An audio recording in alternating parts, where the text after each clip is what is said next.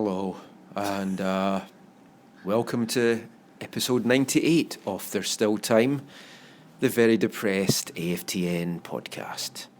I'm your sad host, Michael McCall. And I'm Steve Pander.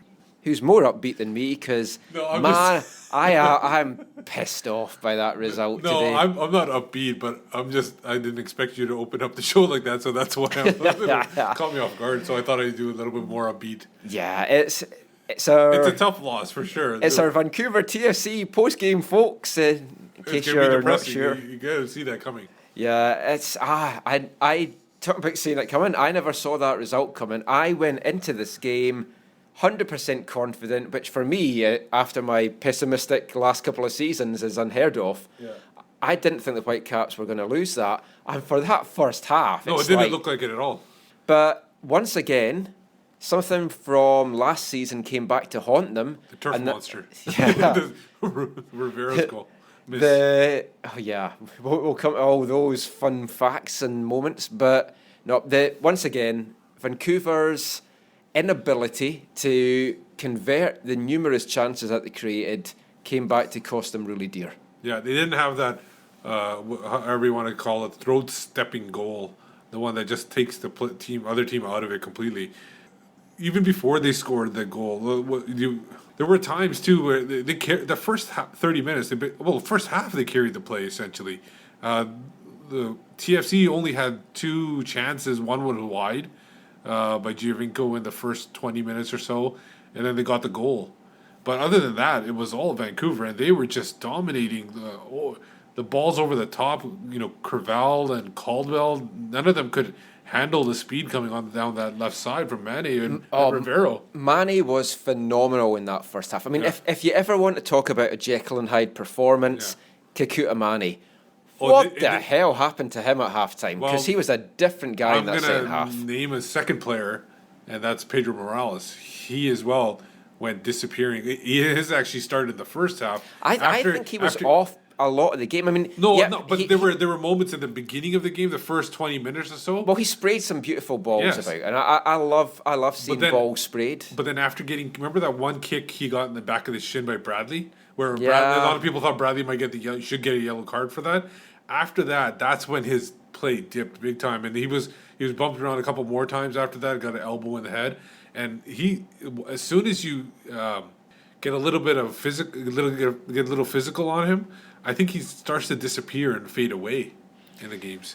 I mean, we saw it against Dallas. But some of his delivery was great, but in the box, he was his shots, his finishing, it was terrible. It's not what you expect from a guy that led the team in goals and assists, and that so much is expected from this season. Yeah. And we know he can't perform at that level every single game, but first game of the season, you expect a lot more. Yeah.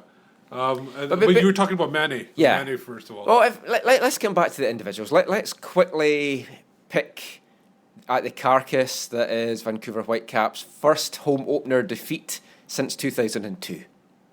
8th minute, Rivero. Ball comes across, Octavio Rivero, open goal, 4 yards out. Brilliant great pass cross. by Vanney. Great cross in.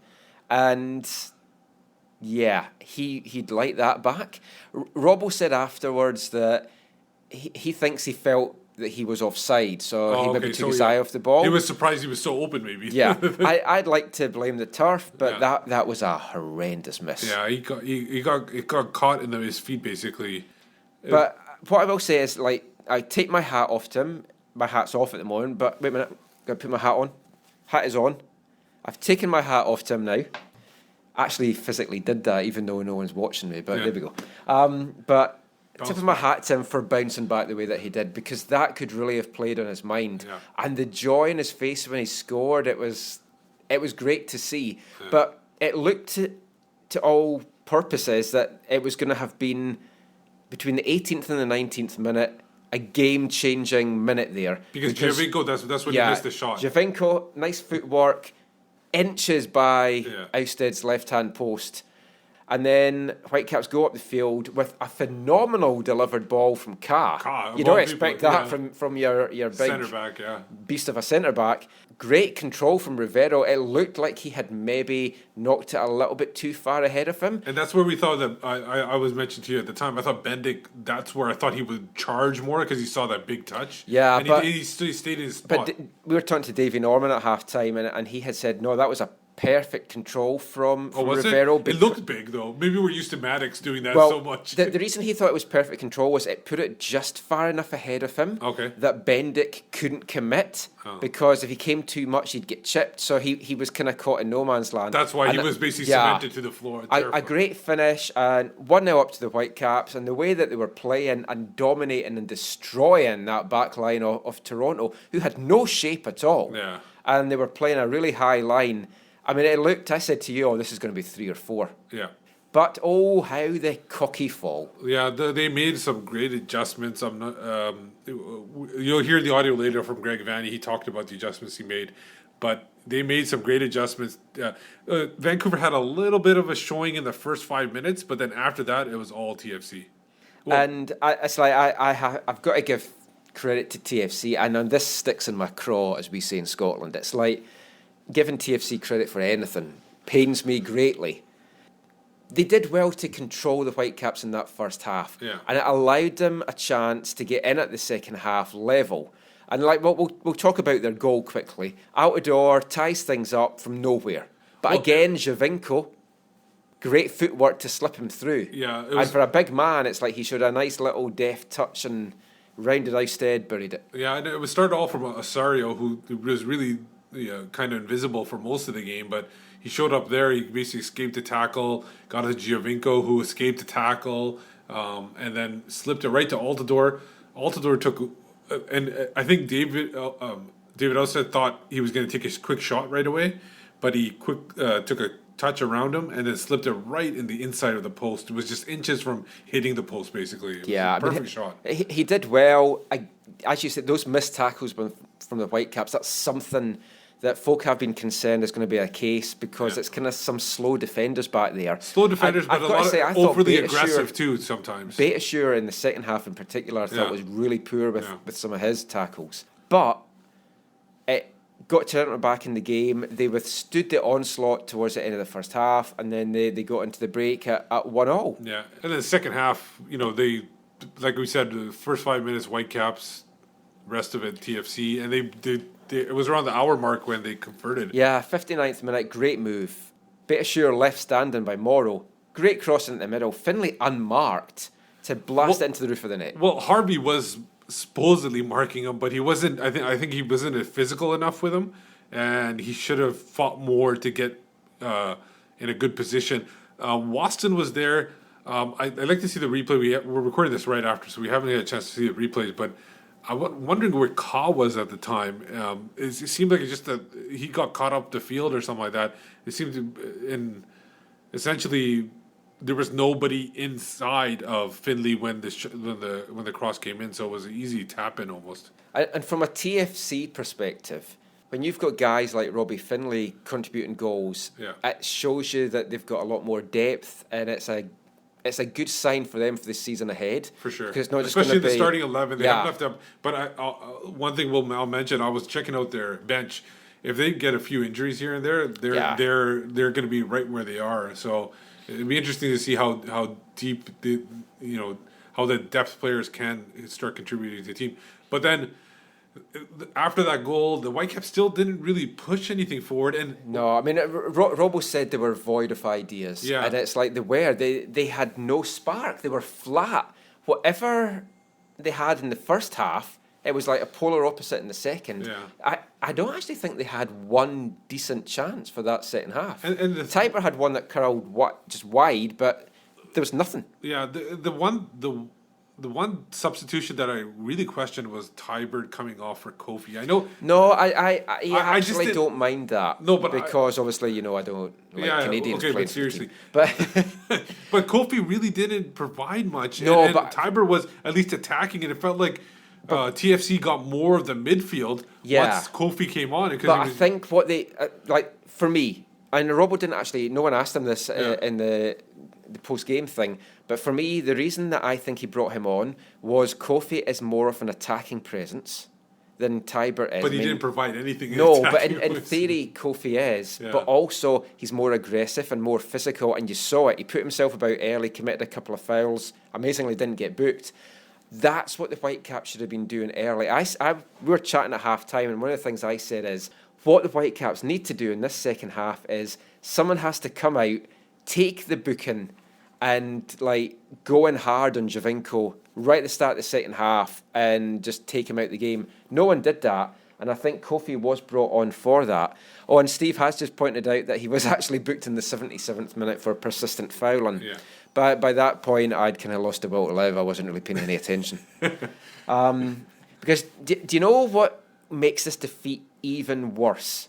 The Toronto media is just going to go to town and they're just going to think that, they're just going to have a field day. And you're going to have people like the Thrush that is just going to be unbearable. Okay, but they are going to be unbearable by that. So they needed taking down a peg or two. It hasn't happened. Well, I think we talked about. We're going to hear from them later. They're going to have 7 games on the road, so you can't expect them to win all of those. So hope not. Yeah, you'll hear from them later, but they were very muted. They weren't overly excited about the win and everything like that. They were very very cautious when it came to the win. So I think they'll be. I think it's a different TFC team compared to the one that beat Seattle last year in the opener. Then they got the third goal, killed it off. We won't talk much about it.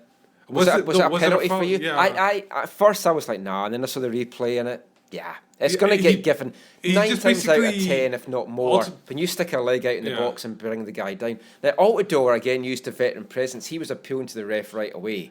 I tell you, some refs would have sent Ka off for that. Yeah. That was the last man. Altidore was through in goal. He may have dodged a bullet there. Laba was close by, so you can't really say he was the completed last man. And I don't think it would have mattered. I don't think the Whitecaps would have made it 2-2 anyway. I think Altidore did a great job in shielding the ball from Ka, and then Ka had really nothing left to do but to swing his leg and try to get around him. But I don't know what kind, unless he's the Mr. Fantastic from the Fantastic Four, he wasn't going to get his leg around there.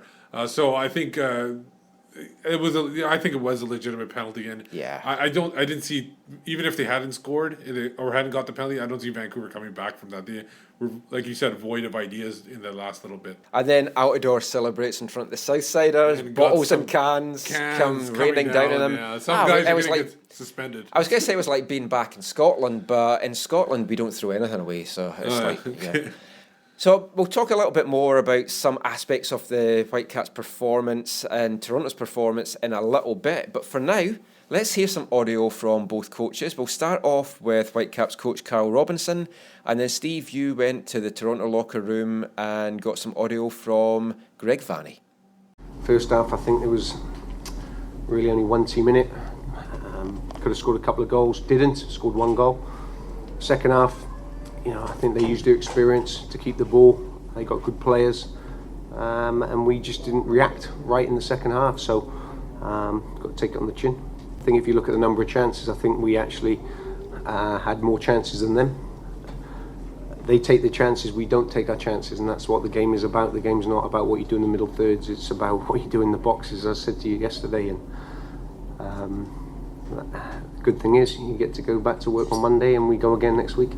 What gives you more cause for concern, the failure to take those chances and kill it off in the first half, or the flat way you came out in the second half? Do you know what? Nothing gives me cause for concern at the moment. We've lost the first game of the season. We were outstanding in the first half, and I think we were okay in the second half. Probably the way we come out in the second half, if anything, because I didn't think we passed the ball well enough. Not like we're used to passing the ball. I think players were trying things too hard, maybe. We were trying to hit that killer ball, and we didn't need to do that. It got through them in the first half, but in the second half, they sat with 2 banks of 4, and they've done very well, defended very well. So maybe the second half coming out with no spring in our step. Some of the play in the first half was quite electrifying going forward. Is that a good indication as to once this team clicks, exactly what you can do in this league? I think so. If I sat here and said to you that I'm going to win every single game this year, you'd look at me funny, because we're not going to win every game, but we'll try and play the right way. And in the first half, we played the right way. We played the way I want to play, with an attacking brand of soccer. Second half, we didn't. It was like we were void of ideas in certain areas, and we were one-paced. Probably going back to your concern, what was my concern? We were a little bit one-paced in the second half. So, you know, we've got to get used to that, because teams won't come and let you play, as Toronto showed in the second half. But we'll get back to work. How do you feel about Octavio Rivera's first goal, getting on the score sheet? It's important for any forward to get on the score sheet early, and you know, he missed a chance, incredible chance. I think he thought he was offside, but from that moment, then he went through, you know, with a great touch, and he went through on his weaker foot and didn't try and put it on a stronger foot. He finished it, so he got his goal. As well as Toronto played in the second half and shut you down, it also sounded like you just didn't come out with the same kind of energy too in the second half. There just wasn't any real life there. Did that surprise you a little bit? I think that's a fair assessment. I think I want my team to play like we did in the first 45 minutes for 90 minutes, but it's probably not possible.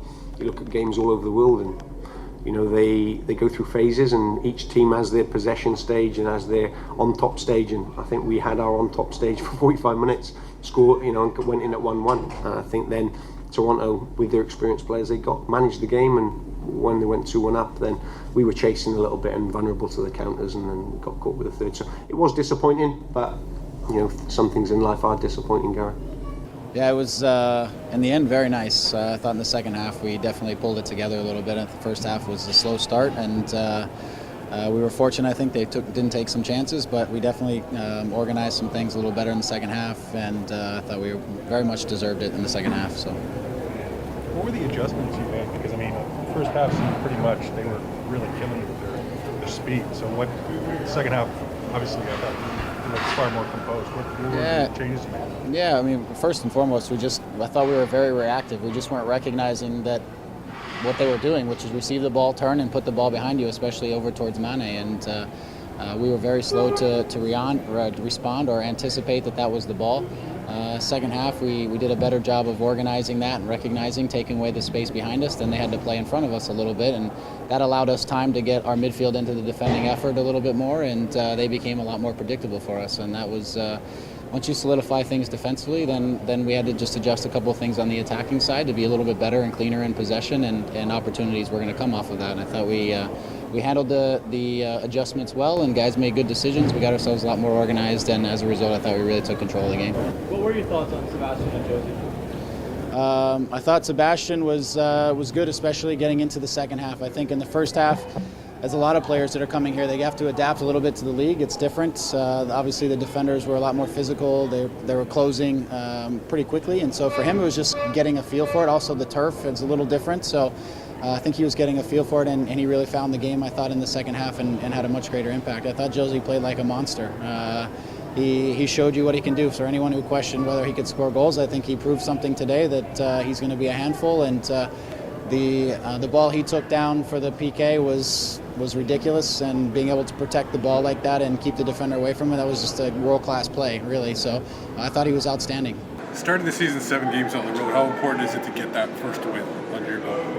I think it's huge. I mean, it's for us, it's, you know, it took us a little time to get settled into the game, but I think in this game, once we got settled in, we know where we're headed and what we're doing, and pick up 3 points in the start of this is building confidence as we move into the next 6. But we're really looking at this at one game at a time, and approaching each game as its own entity, and how we're gonna find points in each one of these games. And so after we enjoy this one for a little while, we'll start preparing for the next one. We're not even talking about the third or the fourth one to come, which is one at a time. Were you surprised at all at how much you guys dominated the second half? It seemed like, you know, it was a tale of 2 different halves, if you would. No, not really. And part of that is just because I felt like in the first half we gave away balls that we didn't need to. We weren't getting good spots for each other, and the passes were there and the pockets were there to play in. We just weren't getting into them fast enough to help each other and support. So I thought if we could get ourselves in better positions, be just a little bit tidier with the ball, but give each other better supporting angles, that we could find a grasp on the game. And we did. And the other thing was just to not give them such easy chances in behind us. And when you do that, then they have to come up with ideas. You win balls in better places. You start attacks from better places, and we were able to get control of it. So not totally surprised, but pleased for sure. Last year, TFC didn't get a lot of bounces. How big was Rivero's miss in the first 8 minutes? Yeah, huge. It wasn't just his miss. There was a few other good chances that they had. We definitely were leaking too many opportunities in the first half, but I'm still not sure how he missed it. But I'll take it because it kept us alive and kept us sort of in the game, if you will, for a while, while we kind of got our feet under us and got ourselves a little bit situated there. So that was Greg Vanney, and as you can hear during the interview, he was somewhat relieved, especially after the 8th minute. When we talk about the 8th minute miss by Rivero, it was like just a sigh of relief, essentially, but he was overall happy with the team and happy with the second half adjustments, and he felt the team was deserved to win. It would have been interesting to see how the game had played out if Rivero had finished that in the 8th minute, because just the Whitecaps were just on fire at that point. But then again, if the Queen had balls, she'd be the king, so you really can't look at football that way. Well, there's no way to know if the Queen doesn't have balls. No, true. I mean, it's lots of inbreeding in the royal family, so who knows what happens there. But Kyle Robinson was also fairly upbeat. I mean, I asked him, as you heard there, what was his biggest disappointment? Was it the inability to take those chances in the first half, or was it the way that they came out flat in the second? And he said, you know what, I've got no real concerns. But then went on and addressed all the concerns he had later on. So I mean, he does have concerns. I personally, what do you think? I think it was the second half coming out flat. I do as well. Missed chances are missed chances. Yeah. You can always get more down the road. You keep that going, although, as we just heard him saying, it's like he'd love his team to play like the first 45 for a full 90 minutes, but he just knows that isn't feasible really in but world football. It was such a massive drop off. It wasn't even like a small like little blip or whatever. That is the big concern for me personally. That's what I take from this game. There's another aspect from TFC's play that I'll come back to, and I haven't played that part of Carroll yet, so we'll play that in a sec. But flat wise, the Whitecaps were a different team in the second half, and you kind of have to ask yourself why. Was it that they went in a little bit disappointed, or should we give some credit to TFC, because TFC completely reorganised and they looked a different team as well in the second half. They were tighter, they weren't giving us much space to Manneh, with the Whitecaps not getting the ball to Manneh. I actually think a lot of how the Whitecaps played was dictated by the way that Toronto actually stepped up, because I think Vanney gave them a bollocking at half-time and they completely regrouped.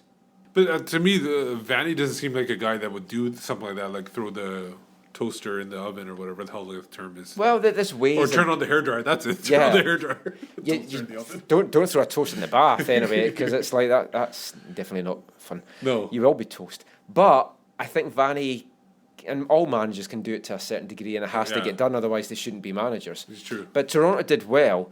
And what I really liked about Toronto, and again, giving them praise here, the way that they played that second half, the way that they controlled the game, and the way that they killed the game off after they were 2-1 up, it was perfection. Yeah. And that is how the Whitecaps have to do it when they get a lead. And I asked Carroll what his thoughts on that were. So let's just play what Carroll said about that just now. Toronto kind of killed the game off to perfection in the end. Is that a performance you can use to show your players that's what you're expecting when they've got the lead? I think so. I think you always got to learn in every game, when you, not just when you win, but when you lose. And you know, I learn more from when we lose than when we win, because sometimes you get caught up in the emotions, and you get caught up in how well you did when you win a game of football. And when you lose, you analyse a little bit more, and you should always analyse whether you win or lose. And they're experienced players, they know how to slow the game down, and I think every player probably went down at a certain stage to waste a little bit of time, but it's part of the game. We've got to learn from that. We will learn from that. So I mean, Carroll readily admits that the Whitecaps do need to kill games off like that, and he'll use it as a learning experience.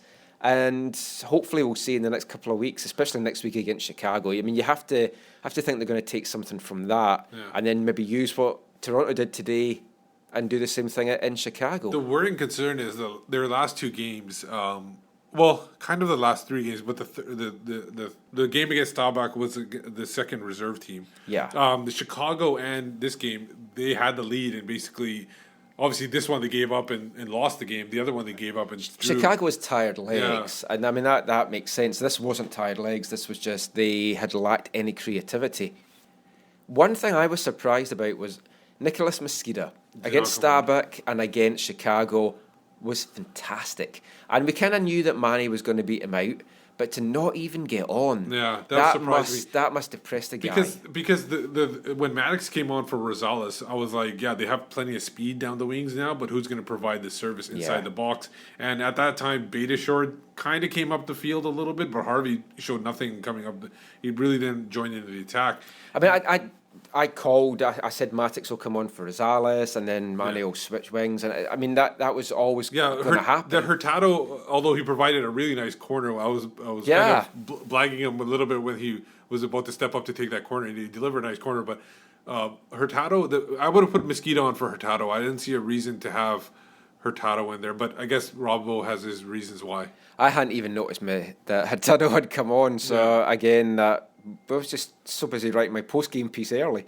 But before we finish talking about the Whitecaps, any other high points or low points player-wise from the Whitecaps? I mean, who do you think, Sean, that we haven't talked about, or who was poor? Anybody who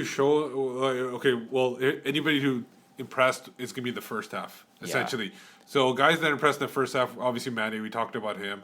I thought even though he missed, Rivero was really solid and showed that what he could do. I liked his work out wide, and he comes away from the middle a lot. The problem is, though, that when he does that, there's no one else in the middle. I thought, I know you might have disagreement, but I thought Tybert was really on the ball. He was harassing people left, right, and center. I'll give you that. I thought he did well, and it was a good performance, put himself about a bit. So those would be my three guys that I think really played well.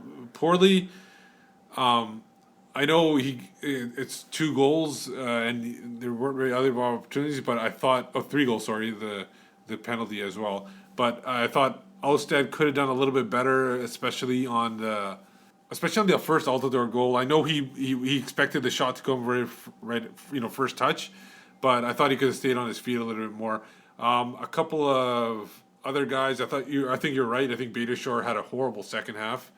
And I wasn't impressed by Laba in that second half. Yeah, I think that's thought he was subbed off too. He ran about a bit like a headless chicken at times. He was doing that a little bit in the first half, but missing tackles and there's a couple of tackles he missed that could really have proved costly. Well, he was the cause of the Altidore first goal because he let Giovinco get away from him.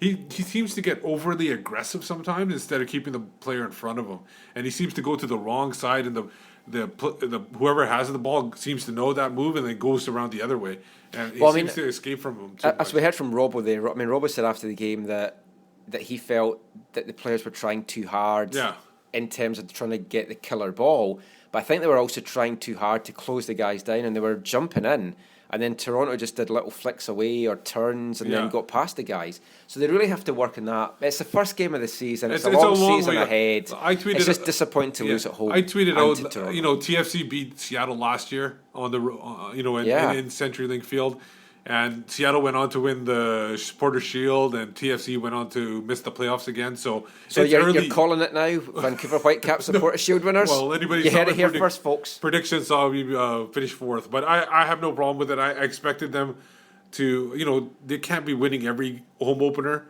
I thought it would be a draw, but I guess a loss is a loss. Well, let's not talk anymore about the Whitecaps today. We're not going to play any Whitecaps audio because you can get all the interviews up on the Whitecaps website. So Steve went to the Toronto locker room and grabbed some audio from there. So let's hear a little bit now from 2-goal-scoring hero, Jozy Altidore. More league goals he scored in one game today in MLS than all the league goals he scored for Sunderland, although he did get 2 there because he got a League Cup goal as well. And we'll also hear from their captain, Michael Bradley, who I actually thought was a player today that he was really calm. Yeah. He actually impressed me a lot today, Michael Bradley. But let's hear from those 2 guys just now. But I thought we battled well. We came back, we showed a lot of character, and we started the season off the way we wanted to, with 3 points. Do you envision a better debut for yourself? Oh, it was good. I thought it's a new formation. It's a new teammates for all of us. So I think the transition will be difficult for everybody. But I thought today we showed, especially in the second half, that we have the quality when we set things settle down to unlock the game. So it's good to get the 3 points. That was a very cheeky penalty. Have you ever taken a Panenka like that before? No, it was my first one, but it's a little bit easier to take them when you're up 2-1, obviously, and there's a little bit less risk. But it's good to get the win, like I said, to start the season off on the right foot. What made you take the penalty that way? If you've never done one before? Well, he went to my side, so I figured if there was ever a time, this was the time.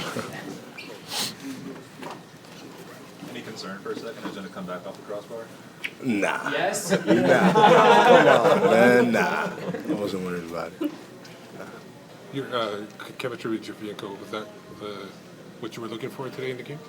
It's easy to play with good players, man. He's a top player, and he came along strong in the game, as you saw, and he's only going to get better. And when he plays at his highest level, the team will be even better. Atmosphere here was great. Obviously, playing in Vancouver is always special for us, and so I think in the end to come away with 3 points like we did, it's a great way to start.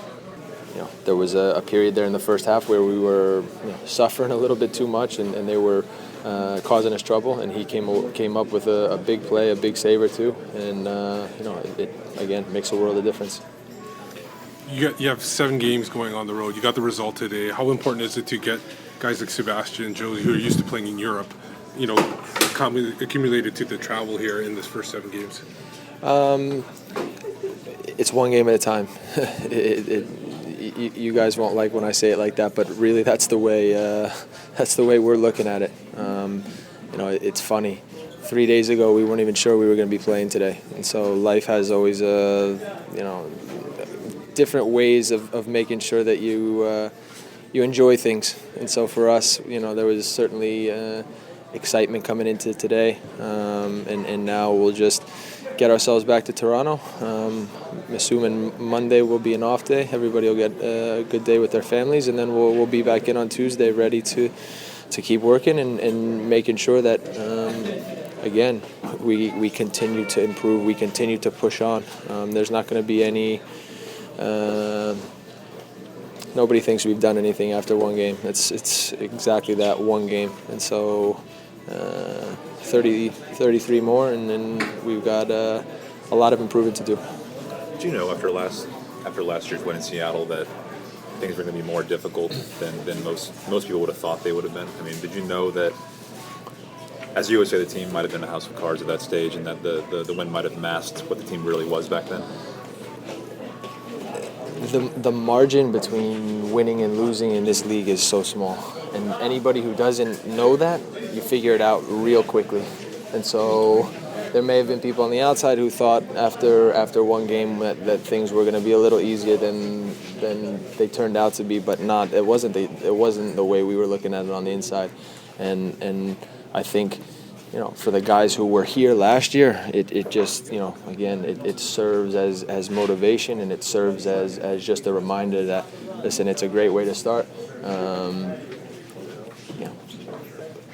But it's now, this has got to be just a starting point, and we've got to continue to work. We have to work with humility, with mentality, with commitment that now we're going to keep improving as the year goes on.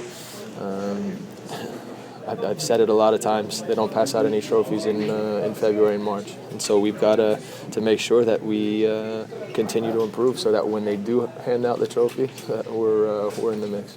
So that was Jozy Altidore and Michael Bradley talking about the win, and it seemed like obviously I wasn't there in Seattle, but it seemed like that they were more measured this year when it came to talking about the win. They understood that, they have a tough road ahead. The 7 games, straight games on the road.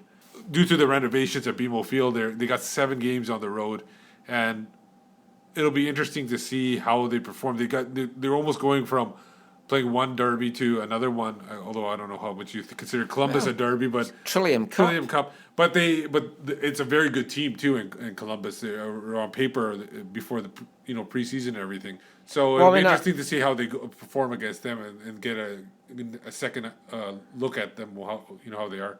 mean, a lot of folk have tipped Columbus to possibly win the East, so I mean that should be a really good game. I think with TFC, they've got stability in that they've got the same manager in Vanney that they finished the season with, so there's some rarity. For once. But, like... Plus their DPs were in all at once. Well, I think the guys they've brought in, I mean, Kyle Robinson's made a big thing about, he doesn't just look for their skill, he looks for their qualities off the pitch and in the locker room. And they've done well with who they've brought in, I think is going to have that. Defoe, talented goal scorer, I like him from that aspect. I could see him being a guy that maybe... Rub people the wrong way. Yeah, and a bit of a prima donna because he's played in the Premiership and just... Billy Big Boots kind of attitude. Yeah. No one's ever said that. It's just how he's maybe come across to me at times. And I think Toronto's put together, the fact that they were a little bit subdued there, it's good from a Toronto perspective. Yeah, a guy like Altidore, he's got something to prove considering the season he had last year. He wants to, stay in the, I'm sure he is still in there, but he wants to stay in the U.S. national team picture. And the only question mark you have is about Giovinco, because this is going to be a culture shock to him. Like, he was very shocked about, and you can kind of see it on his face too. He was very shocked about how in the dressing room, it was the first game obviously, how everybody just piled into the dressing room and started doing interviews. And that's usually the case with most European players when they first get over. It's like I spoke to Sean Maloney last week down in Portland, and we're going to come to that in a bit. But we were, like, off the record, we were chatting about that, and he's like, it's weird and just all this other stuff. But yeah, so Toronto looking in good shape. Whitecaps now move on to play Chicago. And it's a must-win game. It's a must-win game. The season's on the line. Yeah. Well, it's going to be tough because they got to play Chicago on the road, then they play Orlando on the road. You don't... And, like, maybe obviously it's not must-win for them, all these games, but you got to show something because you're going to be coming home. We come home to play Portland at the end of the month. We're coming home to play Portland, and obviously that's going to be a big game because it is a derby game. It's going to be a sellout, but you're going to have people still concerned about, coming home and playing one of your arch rivals and you're down 0-3 or minimum points, maybe only one draw. So they got to, out of the two games, they got to pick up at least one win out of those two. Oh, totally. And it is going to be hard in Orlando. I mean, we won't talk too much about Chicago just now because we're going to do a special pre-game show next week in the build-up to that. But you do want them to at least come away from that 2-game road trip with at least a point, hopefully more, ideally 6. But I tell you, if the Whitecaps get off to a bad start, this will be the first time really that Kyle Robinson has been tested. But at least he does have the ability and he has some cap room to make some additions before the transfer window really closes at this time. But as we say, we'll talk about Chicago during the week. We're going to do a special preview show for the Chicago game, maybe Wednesday or Thursday. Got some fantastic audio for that. Got a 10 or 12 minute chat that I did with Sean Maloney. Spoke to ex-Whitecap. I'm sure everybody will understand that one. Yeah, I might put up a translated version online if folk can't understand that. I did get a bit more broad Scottish as I spoke to him, but Sean is quite mild. He's from Aberdeen, so he's not like a broad Glaswegian or Fifer Scottish. We'll also hear from Matt Watson, who ex-Whitecap with Chicago now, and I spoke to Frank Yallop in a one-on-one as well. So that's all coming up. Nothing more from me really today, Steve. Anything else you want to add? No, I think that's about it. It was, a disappointing loss, but like I said, you can't always win every game, every home opener. Well, you should. Well, I guess so. So, Steve, Lynn, before we wrap up, just let everyone know where they can find you online. You can find me on Twitter at WhitecapsBeat and writing for AFTN.ca. And I'm Michael McCall. You can find me on Twitter at AFTN Canada. Read all our stuff on Away From the Numbers, AFTN.ca. You can also still read that, AFTN on Canadian Soccer News, CanadianSoccerNews.com. But check out our new AFTN.ca site. Going to have a lot more features added. We're hopefully going to have a better way of putting up our photographer residual images photographs. We're going to trial that with his photos that he got this weekend. Got some fun features. We've got some prediction articles coming up. I'm also the Whitecaps beat reporter for MLSsoccer.com, so check all my stuff out on that. So until next time, from a very dour and down AFTN podcast, thanks for listening, take care, and mon the Caps.